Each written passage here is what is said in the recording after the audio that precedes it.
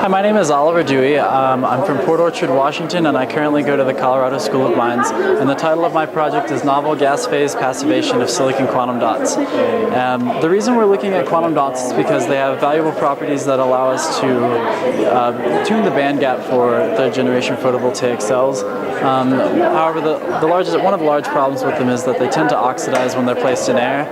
And while oxidation is a great passivation technique because it increases the quantum yield, it decreases the size of the particle. And this is kind of a small graph, but it shows how as the size of the particle decreases, the band gap increases, which isn't desirable if we can't control it. So there's a lot of research being done on liquid phase passivation, and that requires a lot of steps transferring from different solutions. And so what we're doing is gas phase passivation. We deposit the particles using a capacitively coupled plasma in this reaction chamber that we have in our lab, and we deposit them onto a zinc selenide crystal through which we can pass an infrared beam to do ATR, FTIR spectroscopy on it, which allows us to study the surface of the particles in detail.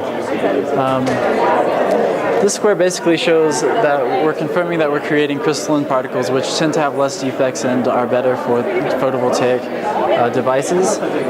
You can see the PL here shows that the yields are a lot higher for crystalline particles and they give much sharper peaks. And this is a TEM image that just happens to have an isolated nanoparticle where you can see the lines of zinc or silicon atoms, excuse me. So our goal is to passivate them to prevent them from oxidizing.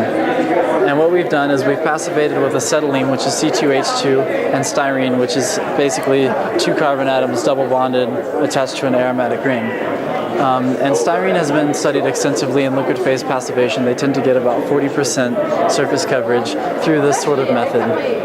And we got a similar result. With the gas phase passivation, we got 40% coverage as well for styrene and 30% for acetylene. The way we calculate this is by studying the integrated area beneath the infrared spectroscopy peak, and we can calculate the area of the after passivation peak and calculate the area of the before passivation peak, and by dividing one over the other, it'll tell you the ratio of silicon-hydrogen bonds that have been passivated. And so what we have done is taken these two with 30% and 40%, and we've combined them by passivating with acetylene followed by styrene, and so we've gotten up to 50% passivation. And the reason this works is because acetylene is a very small molecule, so it experiences a very small amount of steric hindrance. So we can passivate with the acetylene and then switch to styrene, and because of the small amount of steric hindrance, we're allowed to carry the passivation beyond either of the other two.